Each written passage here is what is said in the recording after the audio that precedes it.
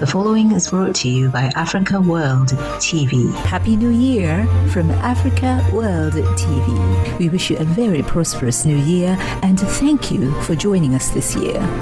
We welcome you to another special edition of Africa World TV. In this edition, filmmaker, journalist and actor Salome Mulugeta speaks with Yadwa Yawandwossen as a filmmaker and journalist. Today we're speaking with Yadwa Yawandwossen, the daughter of Yawand-Wossen Mangasha, a respected Ethiopian leader and international finance expert during Emperor Haile Selassie in Ethiopia. We will talk about her father's life and legacy and about her recent journey to Asinara, Italy, where she traveled to learn more about her grandmother, who was taken there during the Italian-Ethiopian War. After 88 years of silence, descendants, historians, and local residents met on Asinara Island to remember, to share, and to heal. Between 1937 and 1939, more than 300 Ethiopians, men, women, and children were torn from their homeland by the Italian fascist regime. On the morning of August 6, 2025, the group boarded a boat in Porto Torres, crossing the turquoise waters towards Asinara.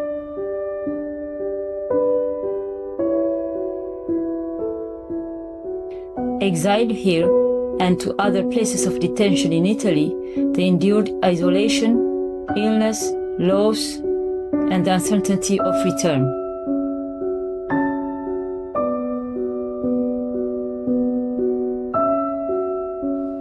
For many descendants, it was the very first meeting, finally a chance to put a face to names known only through written exchange.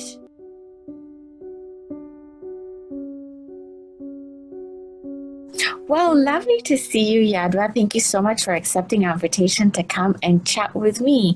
So for those who may not know about you, can you share briefly about yourself, please?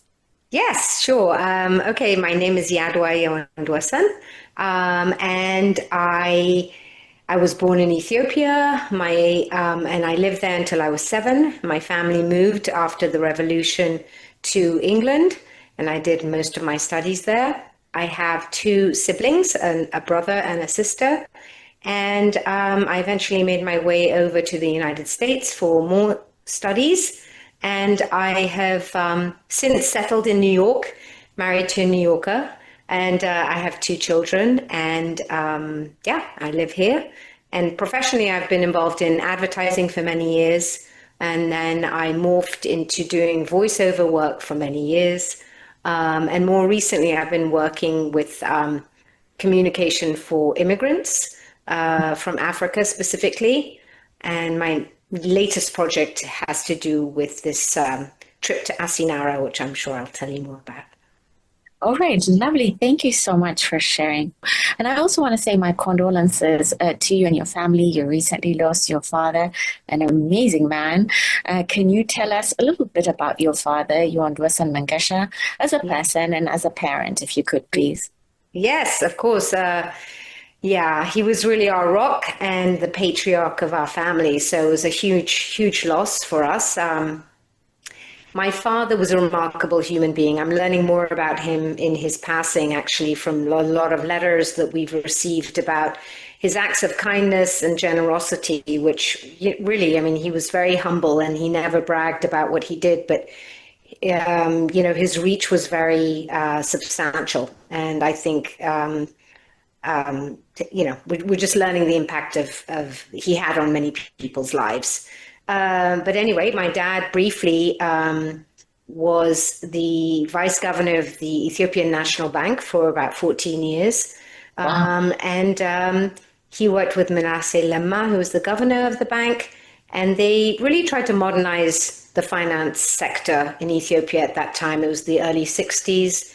They made some remarkable strides, particularly in light of trying to educate the up-and-coming eligible students who were very bright and needed great opportunities, and they were able to provide additional opportunities for them to get the training they needed. And they ended up being the students who graduated from college in Addis Ababa and ended up filling the ranks of the banking sector. And this was a huge step because prior to that, the bank was led by non-Ethiopians in all positions.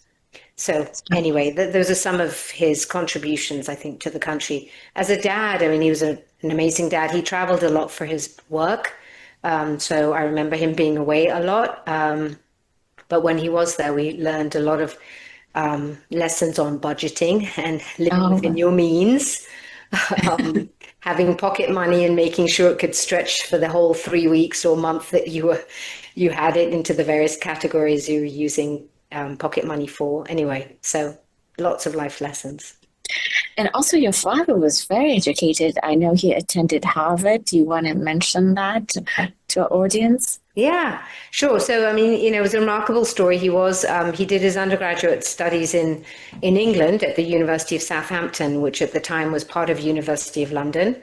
And then he really aspired to attend Harvard, but didn't have the funds.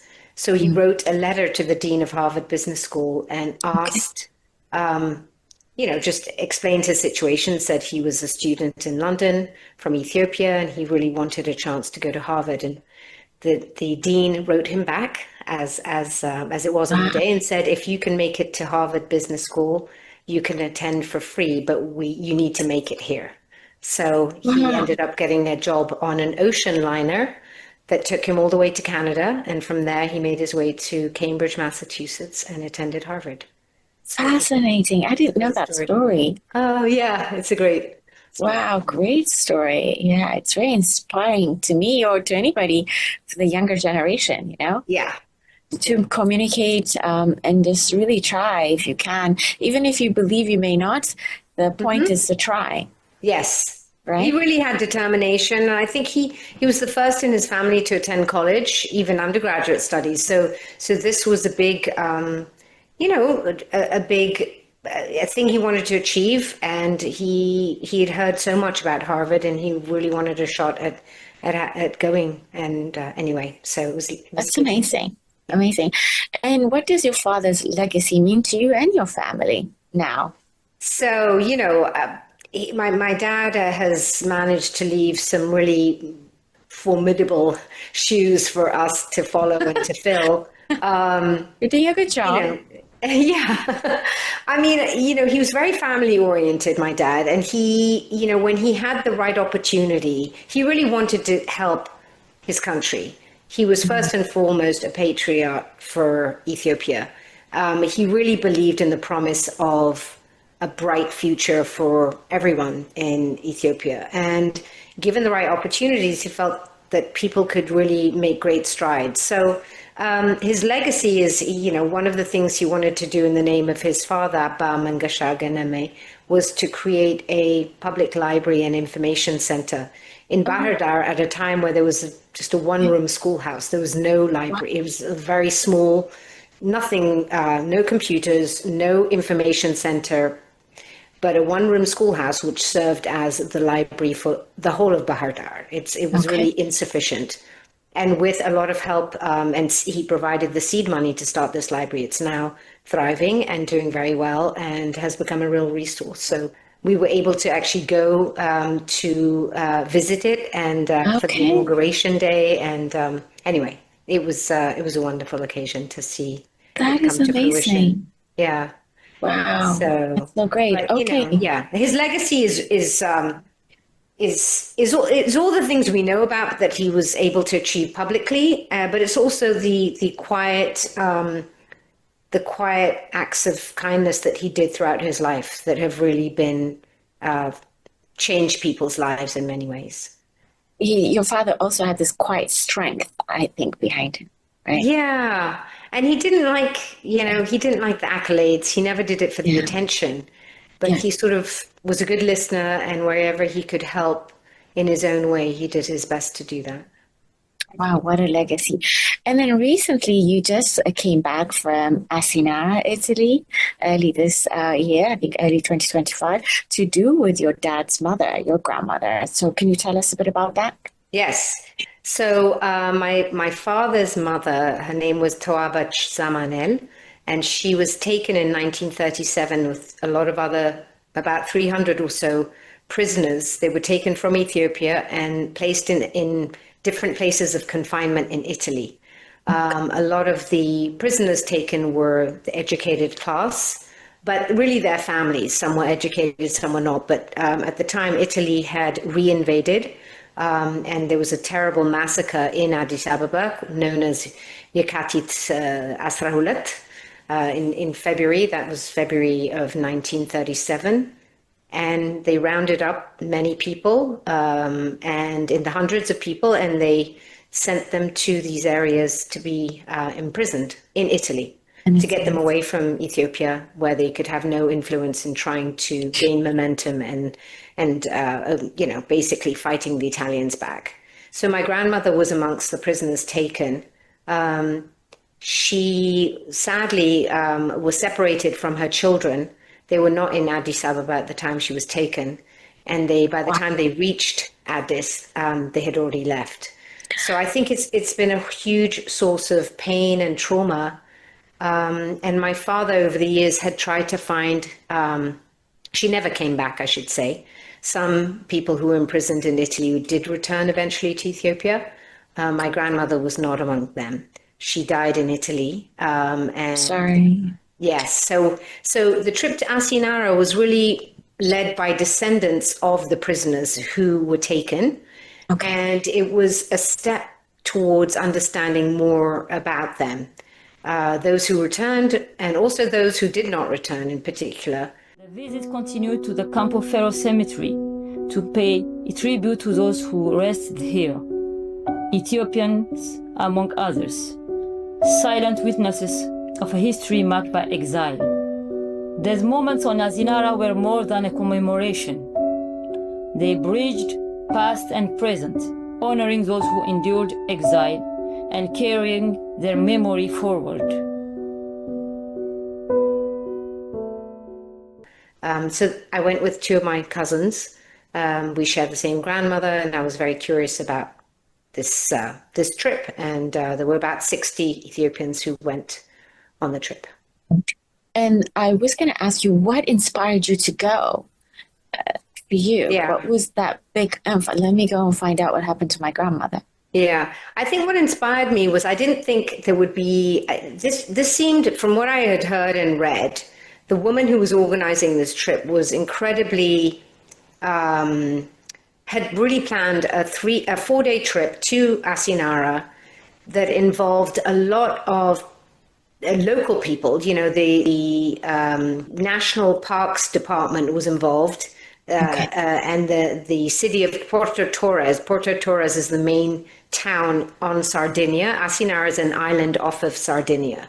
So in any case, she had managed to get certain resources from Sardinia to be involved in the planning of this trip. And I felt like there would never be an occasion where it was so well organized, when so many parties were involved, to learn so much. And it also felt very rewarding in a way to think about going on a trip with other descendants. You know, they had questions too. Their family members were imprisoned, some in Asinara, but some in other sites of detention. But this trip was around visiting Asinara, and I know for a fact most of the prisoners were taken and processed through Asinara, even if they were taken to other places afterwards. So it felt like that was the big the shared experience that all of us were hoping to, revisit, I guess. So. And why was your grandmother taken to Asinara? So at the time this was a very difficult time in Ethiopian history. When the Italians came back, it's known as the Italo-Ethiopian War, really, of the 1930s. Italy has a lot of history with Ethiopia. They had come in 1896. There was a Right. battle, the Battle of Adwa. It's actually, I'm named after the Battle of Adwa, where the Yeah. Ethiopians were, defeated the Italians. They pushed them back to the borders and the Italians fled. Right. When Mussolini was in charge of Italy in the 1930s, they came back to revenge this victory of the Ethiopians. And at the time of this invasion, there was a viceroy of Ethiopia. His name was Rodolfo Graziani. He was a general. And there was a plot uncovered that had Ethiopians had planned to kill him. And the nephew of my grandmother, a gentleman by the name of Kufle Nasibu, was thought to be one of the people involved in planning the plot to kill General Graziani. In fact, they heard, Italian soldiers had heard that he was in hiding in my grandmother's house. So the Italian soldiers descended on my grandmother's house to look for Kufle Nasibu. They did not find him there. But she was taken along with her sister, the lady who ended up serving as my grandmother, Salome Mulugeta. Both the sisters, Tewabetch and Lulade, were both rounded up and taken as prisoners because they were accused of hiding their nephew, and someone that the Italians were very keen to find and to harm as a result of his involvement with the plot. And how old was your grandmother or your great aunt? Right. So my grandmother was 37 and my great aunt was 35.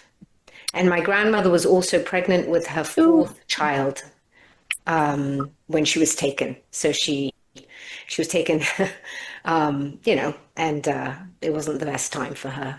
It was not the best time for anyone. Really difficult, to be pregnant. Yeah.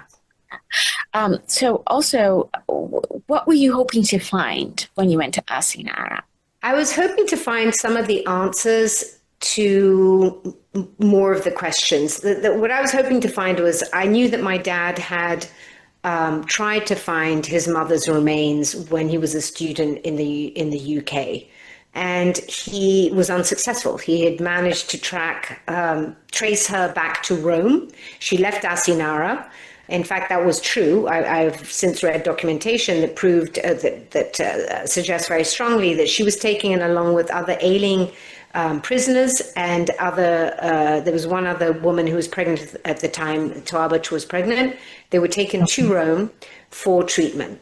And so my dad had traced up to Rome that his mother was taken there, but he was not able to find any other information about her. So my hope in returning was to try and fill in what my dad was not able to do. And the other thing I learned on this trip, and I was grateful I went, was that one of the descendants shared with us that the Ministry of Foreign Affairs in Italy had declassified many of the papers related to this period in history. And I thought to myself, that's a new piece of information, and I doubt half of that was available when my dad was looking for this and looking for his mother in the 1950s. And it seemed very hopeful, and maybe there is a chance that I'll learn more. Yeah. And what did you find? So, Asinara itself, what I found was that piece of information, which was very helpful. Yeah. And it made me feel hopeful. So, I think what we found is that there's a lot more research to be done. Accessing these documents would be one major step in the right direction. They are in Rome. They are in Italian. We would have to enlist the help of people who speak Italian to decipher them, get them translated. But maybe there are records, and maybe the hospital in Italy where the ailing prisoners were taken was the hospital for special tropical medicine. I think they called it l'ospedale delle malattie tropicali. Oh. And the Ethiopians were treated in the basement of that hospital. And my hope is, if some of these papers are declassified, maybe there are records of the prisoners that were taken to that hospital. What happened to each of them? We know that some of them returned to Ethiopia. I was just going to say, some of them did not, including my grandmother. So, do you think there's a reason that they returned some and kept others behind? I think, honestly, they died in captivity. I mean, the chances, the question is, did my grandmother die during childbirth? It's possible. There was as I mentioned, the other pregnant woman who was on this trip. The remarkable story about this woman was she was able to go on she was able to go to Asinara with her own 2 children, and she was pregnant with her 3rd child. Okay, Unlike my grandmother, who, my dad and his siblings were not in Addis Ababa at the time of the, taking the prisoners, the Ethiopians. This other woman did have her children, and she took them with her on this trip. So one of the children, the oldest child, was 6 years old, and the 6-year-old is now a 94-year-old woman. She was the oldest survivor who attended this trip with us. So there was actually a survivor of that time in captivity who was 6 and who is now 94. She remembers, and I read her testimony from her period in captivity, where she remembers Mama Tewabetch, she calls her, who accompanied her mother. They were the 2 pregnant women at this time, and they both went to Rome for treatment and to have their children. And Mama Tewabetch, according to Yawand is her name, was taken to have her baby, and she never returned. It could also be she may have died during childbirth. Correct. It's very possible. Yeah. And that's the hope, is there's maybe some records that say she died in childbirth. She died in that hospital. But then where was she buried? So there are lots of questions I would like to. So that's why some people did return. If you were able to survive the time of treatment in the hospital, you ultimately, some people were able to go back to Asinara, and eventually, after the Second World War, they made their way back to Addis, which was the case in the other family's case. These people, like including your grandmother and your great aunt, they're heroes, to go there, and especially when you're pregnant, you're a woman, and you're in captivity, it's difficult, and I'm not saying you're fighting for your country, but in some kind of way you are, Yeah, I mean, you are fighting, and actually, I think Lulade, my great aunt, was a very resourceful woman, and she was considered very, very smart for her day, and she had farms outside of Ethiopia, and she was either providing food for the troops, the Ethiopian troops who were fighting the resistance,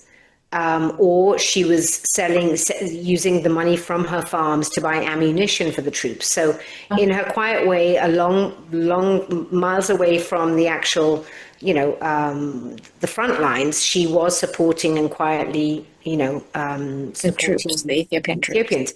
Yeah, that was not the case of Tewabetch, but I think that runs in the family. It's part of the resilience, I think. Yeah, the strength of the family. And did you get a chance to tell your dad that you would be traveling to Asinara by chance? Yes, I did. I did tell him, and he was not very he was not very positive about it. In fact, he discouraged me to go.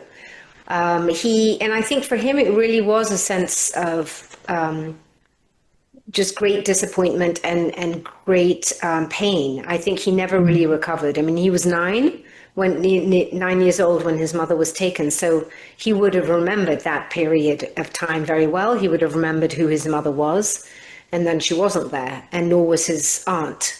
So I think he suffered terribly, and he didn't want me to go down the same road. I think, there were lots of interesting stories about what happened to Tewabetch. I didn't know the Rome piece. Yeah, really, and nor did he. Research. Yeah. Did your father know that she was buried in Rome? He did, but the story, I think he did ultimately know that she was buried in Rome, but I think in general the story that was handed down in my family was that she died in Asinara. She died en route to the island, or she died shortly after arriving.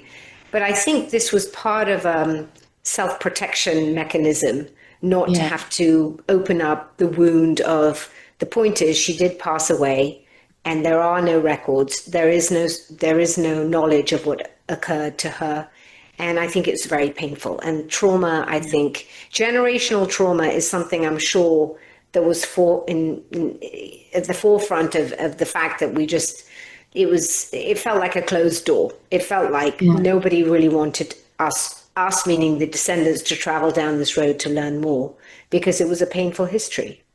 So I think that's why he didn't want us to go and find out again, to be disappointed for the second time around. Yeah. But I think this time around, I feel anyway, is a bit of a chance that you might know where she may be. Yeah, I mean, that's my hope. And it's been so gratifying just talking to the descendants, thinking about what would make sense for us. No one really wants to travel this ground with anger and bitterness in their hearts. We just want the truth. We would like, a part of healing is understanding what happened, not having gaps in your own personal history. And I think that's what we're hoping to fill, is what is the story that's been hidden for many years. And when you arrived in the island, what did you feel? How were the Italians? Were they welcoming to you guys? Or were they frustrated? What was their reaction in general? In general, very, very positive. First of all, I think they were honored to have so many people return from Ethiopia to this imagine it's not, 60 Ethiopians in a small island off of Sardinia is already a sight. But they were very kind. And I think in their own way, they were very sad about this period of history. I mean, it doesn't seem like it's taught very much in Italy in terms of Italian history. And similarly, it's not taught extensively in schools in Ethiopia, is what I'm learning. So anyway, but they were very welcoming and very kind, and are very supportive of and really trying to help us answer some of the questions they would like to know too, is what they said. So was your trip worth it? Yeah, I mean, it was definitely worth it, because to me, the biggest insight on the trip was that there are documents that are now declassified, and anyone who has got questions should start there.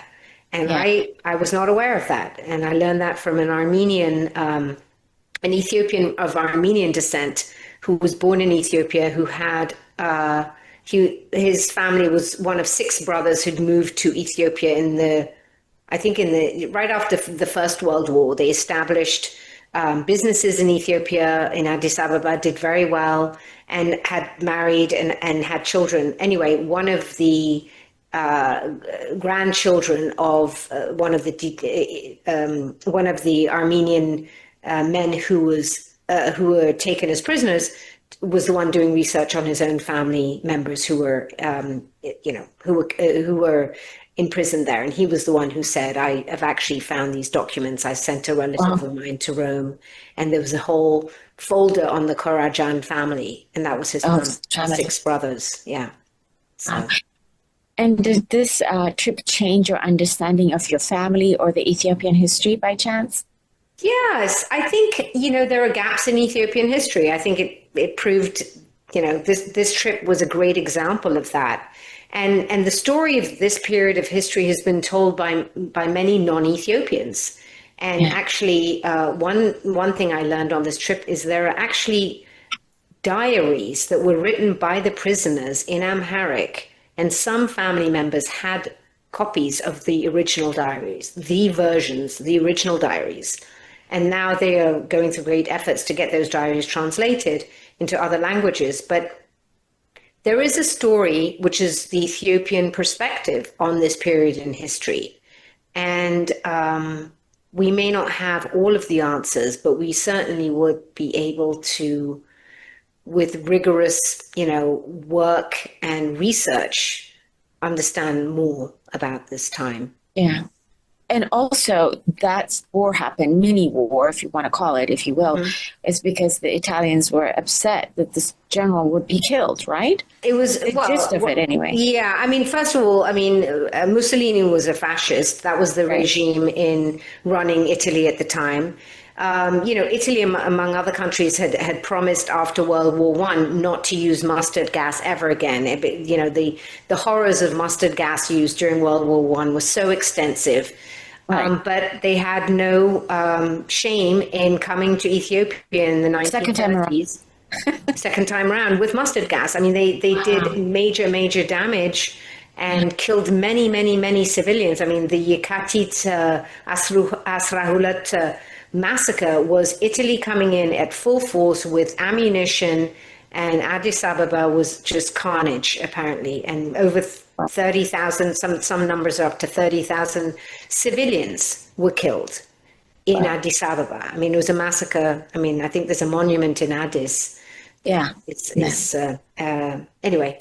I think to honor Yekati Kasraulet, basically. Yes. That's why the monument is there. But anyway, the captivity stemmed from anyone the Italians felt were threats. In fact, even we learned on the trip to Asinara that the Italians grouped people based on threat level. The most serious, or the people they felt were the highest risk of threat were contained were isolated in a place in Calabria called Longobuco, for example. So some people were in Asinara. They were sort of the moderate to low risk prisoners, quote unquote. And then, so anyway, but there was Ponza, there was Mercoliano. There's several sites in Italy where different groups of risk, depending on risk, prisoners were taken.